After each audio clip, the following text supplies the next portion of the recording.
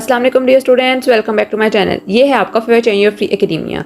Okay बच्चों, जैसा कि आप लोगों को पता है कि 20 अप्रैल को 9th क्लास का फर्स्ट बोर्ड का एग्जाम है और ये वाला जो बोर्ड का एग्जाम है ये फर्स्ट टाइम अपीयर होने वाला है, क्योंकि इस टाइम पर जो सारा का सारा सिलेबस है अप्रोक्सीमेटली 80% तक वो चेंज है और बच्चों को इस दफ़ा जो पेपर आएगा वो एक नए पैटर्न के थ्रू आएगा। नए पैटर्न, नए चैप्टर्स जो होंगे, तो इस वीडियो को आप लोगों ने एंड तक देना है, क्योंकि इस वीडियो के अंदर मैं सारी चीज़ें आप लोगों को बताऊंगी कि आप लोगों ने किस तरह पेपर की प्रिपरेशन करनी है, 2 डेज को आप लोगों ने किस तरह यूटिलाइज करना है कि आप लोग मैक्सिमम प्रिपरेशन करके आप लोग 75 में से हाईएस्ट मार्क्स 73 74 मार्क्स जो हैं वो गेन कर सको। और इसके अलावा मैं आप लोगों को ये प्रोवाइड करूंगी कि आप लोगों ने किस तरह कहाँ से कौन सी चीज़ें करनी है, और शॉर्ट गेस्ट पेपर मैं आप लोगों को प्रोवाइड करूंगी कि किस तरह आप लोगों ने कौन कौन चैप्टर्स करने हैं, कौन कौन से लेटर्स करने हैं, ताकि आप लोग थोड़े टाइम के अंदर आप लोग अच्छी प्रिपरेशन कर सको। पहले हम 10th क्लास की सारी चीज़ें डिस्कस करते रहे थे, अब ये जब तक आप लोगों के 9th के पेपर्स हैं तब तक हम 9th की सारी चीज़ें डिस्कस करते रहेंगे कि 9th का सिलेबस किस तरह का होगा, क्या क्या चीज़ें आएंगी। मैं हमेशा अपने 10th के स्टूडेंट्स को या बाकी स्टूडेंट्स को ये कहती हूँ कि पेपर के अंदर सबसे ज़्यादा जो मार्क्स बचे रहते हैं वो बचे रहते हैं जो स्मार्ट स्टडी के थ्रू काम करते हैं। स्मार्ट स्टडी से मुराद ये है कि आप लोग इसे समझ लो, ये करना आप लोगों ने सब कुछ ही तैयार है, बट एक पैटर्न के थ्रू करना है। और वो पैटर्न क्या है जो मैं आप लोगों को बताऊंगी कि वो पैटर्न आप लोगों ने किस तरह फॉलो करना है, कौन कौन चीज़ें करनी है, चीज़ें कहाँ से करनी है। तो आप लोगों को पता है सबसे पहली चीज़ जो आती है वो आप लोगों को आती है एमसीक्यूज़ की। एमसीक्यूज़ आप लोगों से पूछे जाते हैं, 19 मार्क्स के एमसीक्यूज़ होते हैं जो कि आप लोगों ने सारे के सारे करने होते हैं, और उसकी फिलिंग जो होती है वो आप लोगों ने करनी होती है बबल शीट के ऊपर। सबसे पहले ये पार्ट मिलता है, 20 मिनट्स होते हैं। इसी 20 मिनट्स के अंदर आप लोगों ने कोशिश करनी होती है कि आप लोग ये पार्ट पूरा कंप्लीट करो और आप लोगों की फिलिंग जो बबल फिलिंग है वो भी कंप्लीट हो जाए। इससे ज़्यादा आप लोगों को टाइम नहीं मिलेगा, तो आप लोगों ने ध्यान से फिल करना है। और ये नोटिस करना है आप लोगों ने कि जहां पर ए बी और सी डी यहाँ पर लिखा हो, पेपर के अंदर भी वही शीट लिखी हो, उसी के ऊपर अगर सी यहाँ पर है तो उसके ऊपर भी आप लोगों ने सी को ही फिल करना है, ठीक है। और आप लोगों का जो कलरिंग है वो आपके ब्लॉक से, ये बबल से बाहर नहीं जाना चाहिए, उसी के अंदर होना चाहिए। I would highly suggest to my students कि आप लोग बॉल पॉइंट का इस्तेमाल करो, क्योंकि इंक जो होती है वो अक्सर फैल जाती है। ना जेल पेन, सिर्फ बॉल पॉइंट जो होती है, अच्छी किस्म की बॉल पॉइंट, फ्लुएंट किस्म की बॉल पॉइंट वो आप लोग यूज करो। और लेड पेंसिल का बिल्कुल इस्तेमाल नहीं करना है। ये सारी मैं इंस्ट्रक्शन इसलिए दे रही हूं ताकि आप लोगों को समझ आ जाए किस तरह आप लोगों ने पेपर अटेम्प्ट करके आना है। सबसे पहला पार्ट जो ए वाला आता है वो आता है आप लोगों के एमसीक्यू जो कि आता है टेंसेस का। अब टेंसेस का पार्ट यहां पर भी आता है, और टेंसेस का पार्ट जो आप लोगों की पेपर है सब्जेक्टिव उसके अंदर भी आता है। उसके अंदर क्या होता है, उर्दू के सेंटेंसेस दिए होते हैं जिनको आप लोगों ने इंग्लिश में करना होता है, और यहां पर उन्होंने आप लोगों को गेस एक तरह से प्रोवाइड किया होता है कि इसके अंदर कौन सी चीज फिट होगी। जस्ट फॉर एग्जाम्पल हम फर्स्ट वाला एमसीक्यूज देख लेते हैं जिसके अंदर आता है the girls dash net ball. अब देखो यहाँ पर उन्होंने आपको हर एक चीज प्रोवाइड की है, आप लोगों ने सिर्फ अपने कॉमन सेंस का थोड़ा सा इस्तेमाल करना है कि यहाँ पर किस तरह करके हम इस एमसीक्यूज को जो है वो सोल्व करेंगे, ठीक है। देखो the girls dash net ball, सबसे पहली चीज तो देखो यहाँ पर उन्होंने कहा है गर्ल्स का इस्तेमाल किया, तो आप लोगों को पता है यहाँ पर प्लूरल उन्होंने आप लोगों को चीज दी है, जो चीज है वो जमा के अंदर है, तो हम लोगों ने यहाँ पर जो वर्ब यूज करनी है वो आर वाली होगी, वो इज वाली नहीं होगी। तो इज वाला पोर्शन जो है वैसे कट गया। उसके बाद हैज जो है वो भी सिंगुलर चीजों के साथ लगता है, उसको भी हम नहीं लगाएंगे। हैव जो होता है वो प्लूरल के साथ लगता है, हैज जो होता है वो सिंगुलर के साथ लगता है, तो ये डी वाला ऑप्शन भी कट हो गया। अब आपके पास रहता है ए वाला ऑप्शन या फिर सी वाला ऑप्शन। अब इसके अंदर क्या है, यहां पर एक चीज देखो कि आप लोगों को पता है कोई भी चीज जो होती है विदाउट एनी वर्ब आप लोग यूज नहीं कर सकते, उसके साथ आप लोगों ने इज, एम और आर लाजमन लगाना होता है। तो हमारे पास जो होता है वो ए ऑप्शन वाला जो सबसे ज्यादा सूटेबल है, जो है the girls are playing net ball, A वाला ऑप्शन जो है वो इसका ज्यादा सूटेबल है। इस तरह करके आप लोगों ने अपने एमसीक्यू सोल्व करने हैं, और ये आप लोगों को प्रैक्टिस से ही आएंगे। हर एक एमसीक्यू को आप लोगों ने थोड़ा सा दिमाग लगा के सोल्व करना है कि इसके अंदर कौन कौन सी चीजें दी हुई हैं और ये कौन कौन सी चीजें किस किस टेंस के अंदर यूज होती हैं, ठीक है। अगर आईएनजी वाली फॉर्म होगी तो आप लोगों को पता है कॉन्टिन्यूअस के अंदर होगी, उस कॉन्टिन्यूअस के साथ अगर इज, ए और आर लगा होगा तो आप लोगों को पता है ये प्रेजेंट कॉन्टिन्यूअस का होगा। अगर होगा वाज और वर तो ये पास्ट का होगा, ठीक है। तो आप लोगों ने इसका देना, और विल भी लगा होगा, शेल भी लगा तो आप लोगों को पता होगा फ्यूचर का होगा। तो ये कॉन्सेप्ट थोड़ा सा अपने ज़हन में रखना है, इससे आप लोग इस कॉन्सेप्ट को ज़हन में रखोगे तो आप लोग ट्रस्ट मी बहुत ईजी से अपने एमसीक्यू सोल्व कर सकते हो। अच्छा, अब सेकंड ऑप्शन की बात करते हो। सेकंड ऑप्शन के अंदर आप लोगों को उन्होंने कहा है कि आप लोगों ने करेक्ट जो स्पेलिंग है उसको चूज करना है। इसका सबसे पहले तरीका ये है कि आप लोग जो है वो अपनी ट्रांसलेशन को इस तरह करो। उसके अलावा जो आप लोगों की बुक के ऊपर सिनोनिम्स है ना, उनके वर्ड भी बहुत इंपॉर्टेंट होते हैं। की पॉइंट्स के अंदर या सिनोनिम्स के वर्ड्स रीडिंग के अंदर से आ जाते हैं, ये आप लोगों को करना पड़ेगा, क्योंकि जब आप लोग ट्रांसलेशन कर रहे हो तब इसके ऊपर आप लोग नोटिस करो। और ये जो होते हैं वो हमेशा कहते हैं रीडिंग में से ही आते हैं, बाहर से कहीं से नहीं आने। थर्ड पार्ट पे देखें तो आप लोगों के बच्चे आते हैं सिनोनिम्स। अब इस सिनोनिम, बेसिकली सिनोनिम्स इन्होंने आप लोगों को इस तरह दिए होते हैं कि इसका मीनिंग क्या है, मीनिंग की फॉर्म में दिए होते हैं। ये जो आप लोगों की एक्सरसाइज के अंदर होते हैं ना, ये वहीं से आ जाने। अगर किसी चीज़ का आप लोगों को उर्दू में मीनिंग पता है ना, तो आप लोग बहुत अच्छे तरीके से आप लोग इसका इंग्लिश के अंदर मीनिंग आप लोग निकाल सकते हैं कि इसका मीनिंग क्या होगा। जस्ट फॉर एग्जाम्पल हम लोग देख लेते हैं कमेंडेबल। कमेंडेबल का मतलब क्या होता है, कोई चीज़ जिसकी तारीफ की जाए, जो कि काबिल तहसीन हो। तो यहाँ पे देखो ब्यूटीफुल नहीं होगा, ठीक है। उसके बाद लेजी भी नहीं होगा, लेजी सुस्त है। डी स्ट्रॉन्ग भी नहीं होगा। कमेंडेबल का मतलब ताकतवर नहीं होता, कमेंडेबल का होता है एडमायरेबल, जिसकी तारीफ हो, जो कि काबिल तारीफ हो, काबिल तहसीन हो, जिसकी तारीफ की जाए। और उसके अलावा हम लोग देख लेते हैं क्रूशल। क्रूशल का मतलब क्या होता है? जो चीज़ बड़ी अहम होती है, बड़ी इंपॉर्टेंट होती है। सोशल नहीं होगा, इनिशियल होता है वो होता है स्टार्ट वाला, उस पर ऑप्शन होता है वो होता है इसका आप लोग ऑप्शन देख लो कि ये चीज़ इंपॉर्टेंट है कि नहीं है, तो ये नोट में आ जाता है। तो उसके बाद वाइटल आप लोगों के पास मिलता है, जो कि इसका करेक्ट जो होगा वो सिनोनिम होगा, जो इसका मीनिंग होगा। तो इस तरह करके आप लोगों ने उर्दू मीनिंग से आप लोगों ने इन चीज़ों को फिगर आउट करना है। उसके बाद आप लोगों का डी वाला ऑप्शन जो आता है वो आता है ग्रामर का। ये ग्रामर का पोर्शन जो होता है वो आप लोगों की जो रिव्यूज है ना उसके अंदर से कंस्टिट्यूट करते हैं। अक्सर बच्चे जो होते हैं वो रिव्यू को और एक्सरसाइज को निगलेक्ट करते हैं, वो ये कहते हैं कि इसमें से तो आना नहीं, इसमें तो सिर्फ क्वेश्चन आंसर करने वाले हैं, बाकी चीजें आनी नहीं है।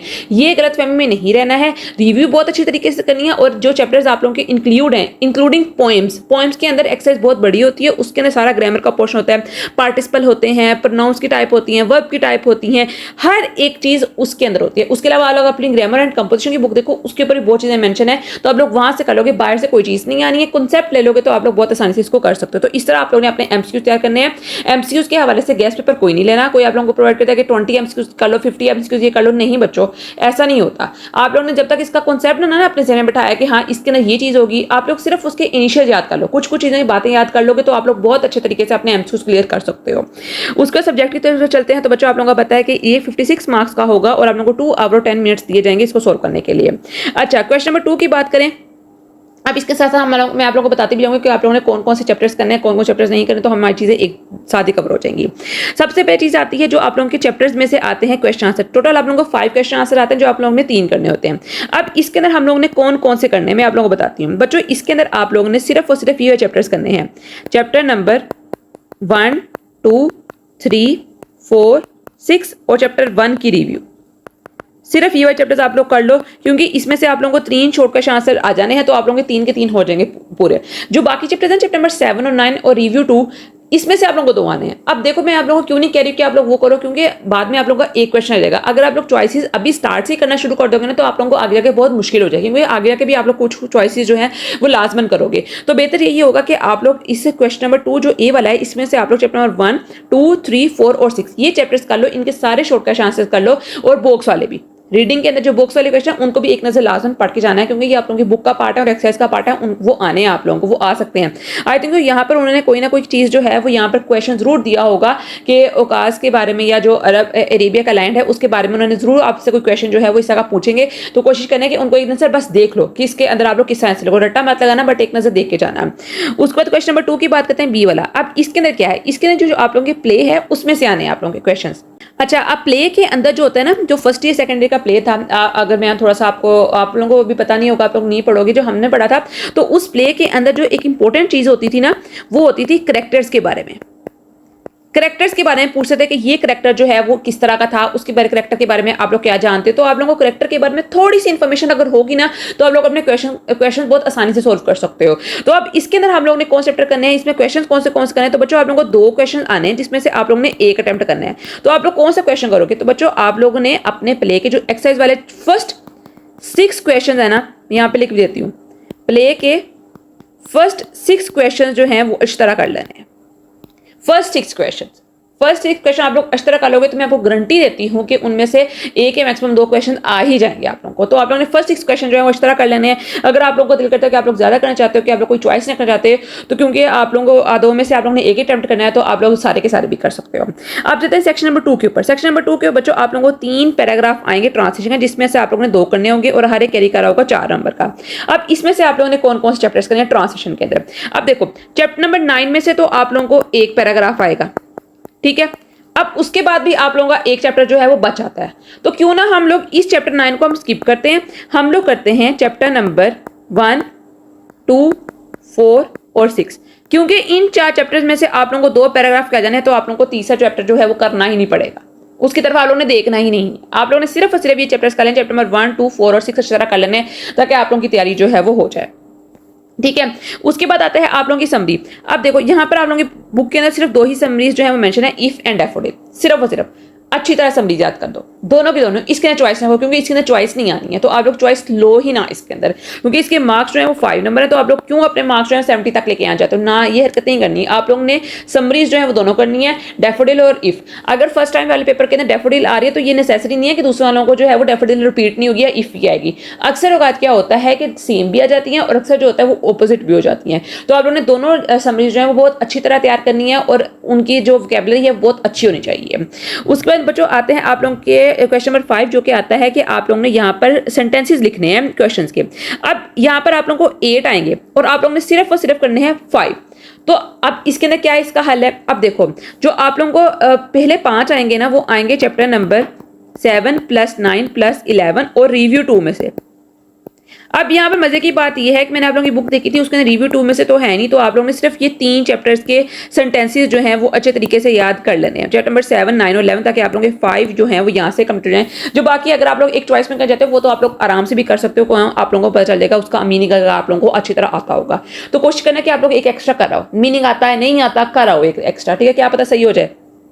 उसके बाद बच्चों आप लोगों की आती है लेटर, स्टोरी और डायलॉग। अब मेरी तरफ से आप लोगों को सजेशन ये है कि स्टोरी को स्किप कर दो, डायलॉग को स्किप कर दो, क्योंकि टाइम लेंगे दोनों।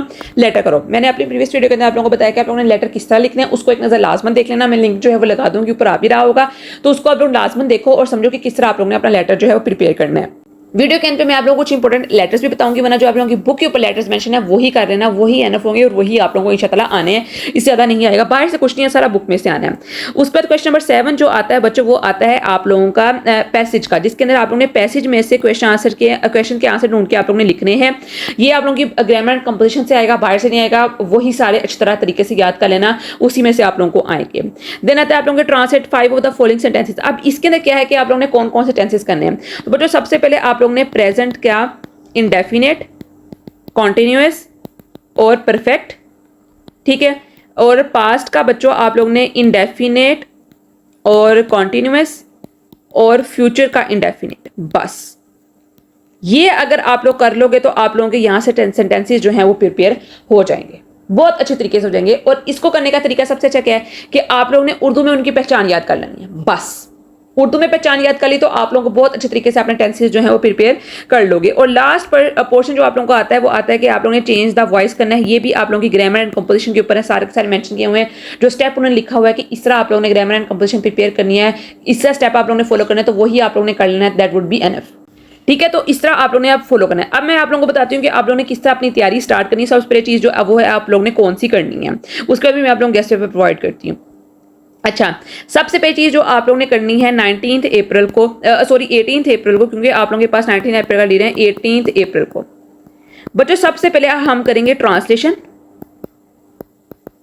ठीक है। उसके बाद नंबर 1 पे ट्रांसलेशन होगी, नंबर 2 पर आप लोग करोगे क्वेश्चन आंसर्स, नंबर 3 पर आप लोग करोगे समरीज,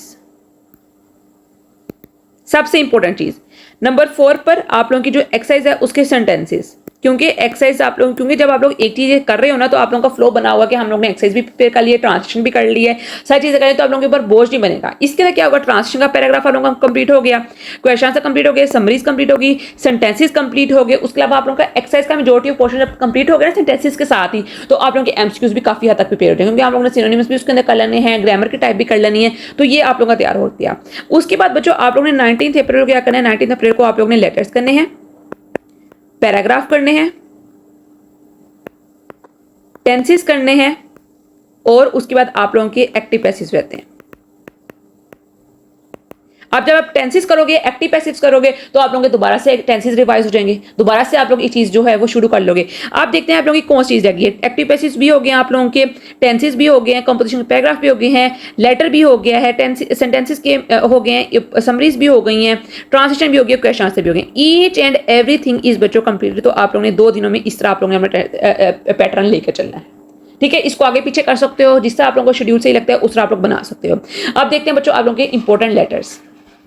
तो बच्चों इंपॉर्टेंट लेटर में आता है, write a letter to your father asking about the health of your mother, write a letter to your mother who is worried about your health, write a letter to your friend requesting him to lend you some books, write a letter to your father asking about the health of your mother, then आता है write letter to your friend condoling the death of his mother, right letter to your brother about the importance of the study of science subjects, write letter to your sister thanking her for gift. ये important 3 letters हैं जो आप लोग ने लाजमी paper के अंदर attempt करने हैं, याद करने हैं कुछ तरह, अगर आप लोग बाकी लेटर्स नहीं कर जाते हो। वरना मेरी तरफ से आप लोगों को ये सजेशन है कि आप लोगों के 15 लेटर्स जो हैं वो अच्छी तरह आप लोग कर दो, तो आप लोगों के लिए फायदा ही होगा, ताकि आप लोग जो है वो इसके अंदर हाईएस्ट मार्क्स जो है वो सिक्योर कर लो। अब यहाँ पर एक सिर्फ ट्विस्ट आ सकता है कि अगर यहाँ पर उन्होंने आप लोगों को फ्रेंड की जगह या फिर सिस्टर लिख दिया है, या फिर यहाँ पर ब्रदर की जगह उन्होंने सिस्टर लिख दिया, तो परेशान नहीं होना, लेटर वही का वही रहेगा, बस आप लोगों ने जेंडर चेंज करना है। सिर्फ बच्चे अक्सर करते हैं कि हो है हमें तो ये ऐसे करवाया नहीं था, लेटर करवाया नहीं था, इससे परेशान नहीं होना। वो आप लोगों को जो आप जिस पर्सन को आप लोग लेटर लिख रहे हो, जो रिसीवर है, उसका नाम चेंज कर सकते हैं, वो पर्सन चेंज कर सकते हैं, वरना लेटर आप लोगों का वही रहना है। ठीक है, तो इस चीज़ को आप लोगों ने बस अपने ज़हन में रखना है। बाकी इंशाअल्लाह आप लोगों का पेपर बहुत बहुत अच्छा होगा। मेरी तरफ से आप लोगों के बेस्ट विशेज, इंशाअल्लाह आप लोग बहुत अच्छा पेपर करके रहोगे। मेरी तरफ से बहुत बहुत दुआएं आप सब बच्चों के लिए। तो कल मिलते हैं एक नई अच्छी एक्साइटिंग तक के लिए। फी अमान अल्लाह।